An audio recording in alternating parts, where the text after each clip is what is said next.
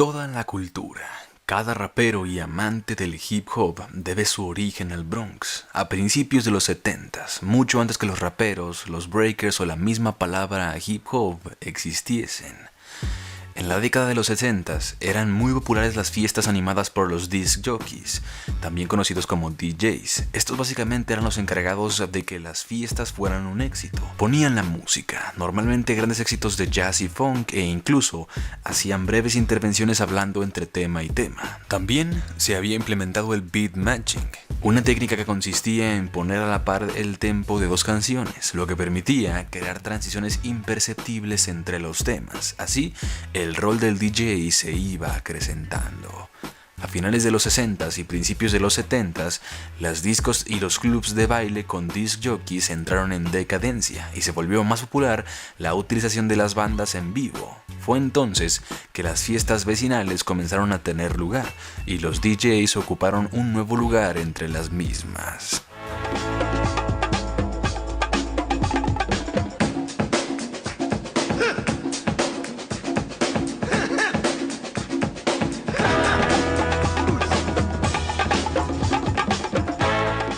Entonces apareció algo nuevo. Cliff Campbell, más conocido como DJ Kool Herc, se dio cuenta de que había ciertas partes de las canciones de funk más rítmicas y sin letra que animaban mucho más al público, los breaks. Se le ocurrió que, antes de que se terminara esta parte, podía agarrar manualmente la aguja del tocadiscos y regresarla al comienzo del break, para alargarlo tanto como quisiera. Esos momentos eran idóneos para los bailarines que querían demostrar su destreza gimnástica y sus respectivos pasos. Una gran movida empezó a gestarse y era común que a las fiestas de DJ Kool Herc acudieran un grupo de jóvenes a bailar durante sus breaks, por lo cual el mismo DJ los acuñó como Break Boys o B-Boys.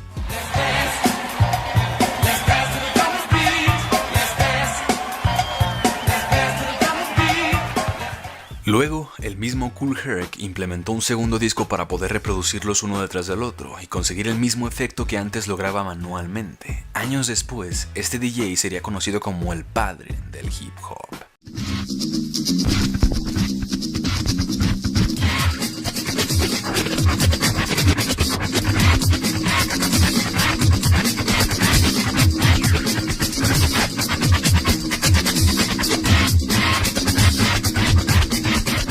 Theodore Livingstone estaba en su habitación escuchando música lo suficientemente fuerte para que su madre fuera a regañarlo.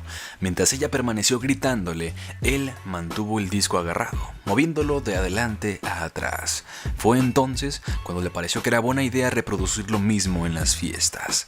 A esta técnica se le llamaría scratch y se volvería sumamente popular entre los DJs, hasta el punto que se volvería su firma. Practicarían día y noche para hacer los movimientos más locos y que llamaran más la atención, y por estas épocas comenzaron a aparecer las competencias entre DJs.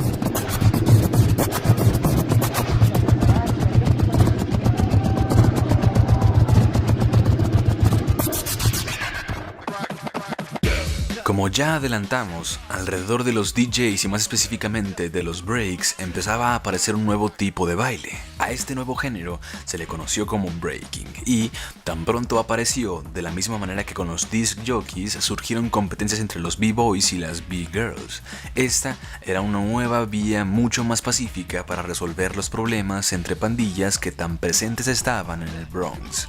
El breaking no tenía una base determinada ni tampoco una estructura, sino que sus pasos y movimientos salían de la propia inventiva de los bailarines. Además, sus formas, que recuerdan a una pelea, podrían tener su origen en el carácter competitivo de la disciplina. En 1977, con la fundación del Rocksteady Crew en Puerto Rico, comenzaron a enseñar los orígenes del breaking y le dieron una forma mucho más definida. Por otro lado, contribuyeron a su expansión por todo el globo por medio de filmes. Con su popularización, los medios le otorgarían el nombre de breakdance, aunque muchos optarían por seguir llamándolo por su nombre original.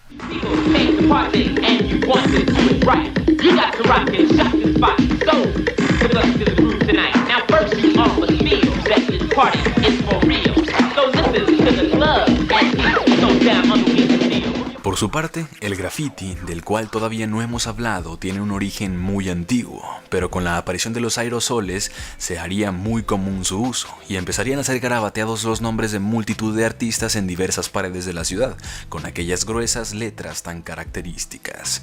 Se volvería muy apegado al estilo callejero y, sobre todo, al hip hop, convirtiéndose en su forma plástica de expresarse. Antes de llegar a la aparición de los primeros maestros de ceremonia, hay que decir que la técnica de rapear no apareció directamente con el hip hop, sino que se remonta muchos años atrás. Sus raíces más remotas las encontramos, como otros géneros musicales, en la tradición africana. Los griots, en África Occidental, eran una suerte de poetas ambulantes como los juglares en España, que contaban historias rítmicamente sobre tambores y otros instrumentos.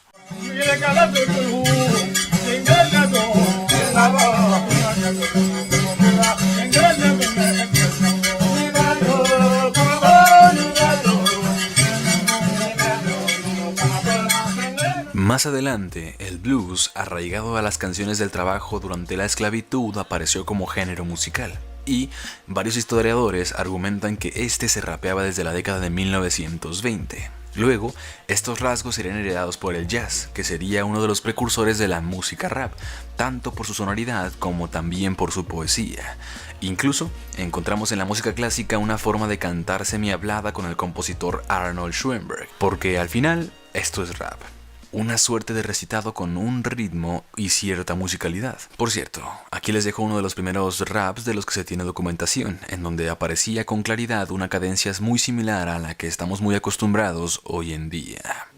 Yes, just come on, brothers, if you want to hear a story about that preacher and the bear. Gather round, boys, I don't want you to miss none of this here story, cause it goes like this. Volviendo a la década de los 70s, en el Bronx, los DJs se habían vuelto los comandantes supremos de las fiestas y su columna vertebral, pero además se fue haciendo costumbre que fueran acompañados por un maestro de ceremonias o MC que animara a la gente e hiciera determinados avisos pertinentes, aunque siempre bajo el yugo del DJ. Su rol era muy similar al que cumplen los hosts de los eventos de freestyle hoy en día. El público iría, ya que realmente no había presentadores, solo el DJ. No podíamos coger el micrófono y decir una rima. La única vez que lo hacíamos era cuando teníamos que decir el de la furgoneta verde mal aparcada que la quite, o Jerry, tu madre te espera en la puerta. Era el DJ el que daba el derecho de paso al presentador, incluso para coger el micrófono en su sitio. Los presentadores estábamos para que el público se integrara, para crear la participación de la gente. Como los de este lado digan Joe. Todo lo relacionado con el público era para el presentador, era el maestro de ceremonias. El DJ era la columna vertebral y nosotros éramos los brazos, las piernas y todo lo demás. Quien es conocido como el primer MC de la historia es Coke La Rock, el presentador de DJ Kool Herc. Además, se convirtió durante aquella década en uno de los raperos más influyentes de la escena.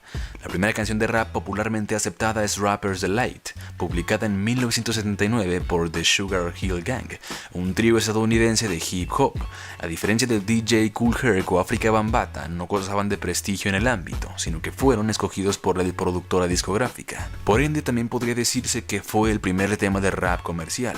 El track fue grabado en una sola toma y mezcló los estilos de funk y música disco, que por aquellos años comenzaban su auge.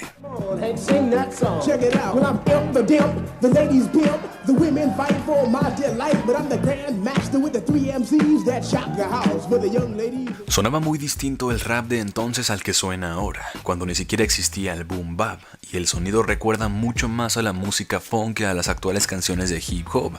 De hecho, esto podría explicar el porqué de aquella tonada tan característica de la vieja escuela.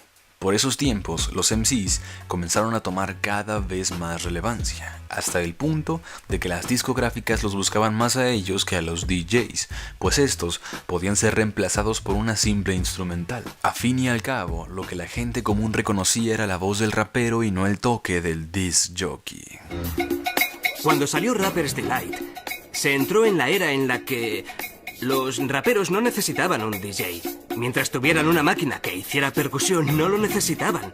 Muchas discográficas querían contratar solo al rapero y no al DJ, porque con la voz del rapero en el disco, ¿para qué lo querían? El freestyle fue cobrando también más relevancia y comenzaron a aparecer, como en las otras disciplinas, enfrentamientos y competiciones.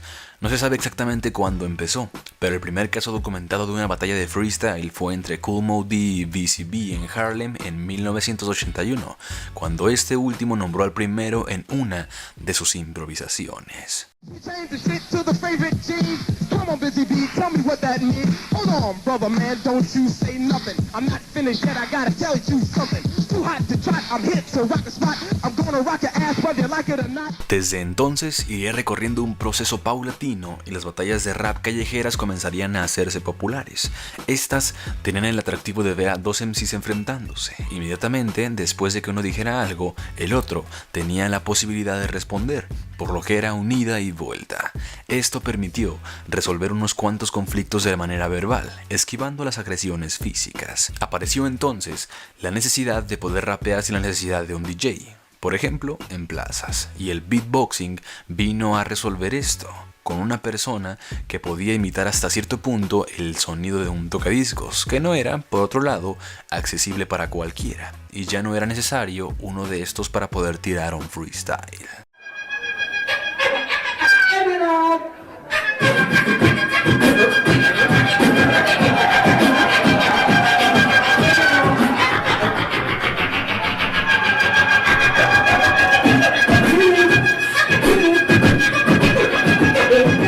Lance Taylor en su juventud ganó con un ensayo un viaje a África que cambiaría su visión sobre las cosas, al conocer el pueblo de Zulu y su forma de convivir, pacífica y solidaria.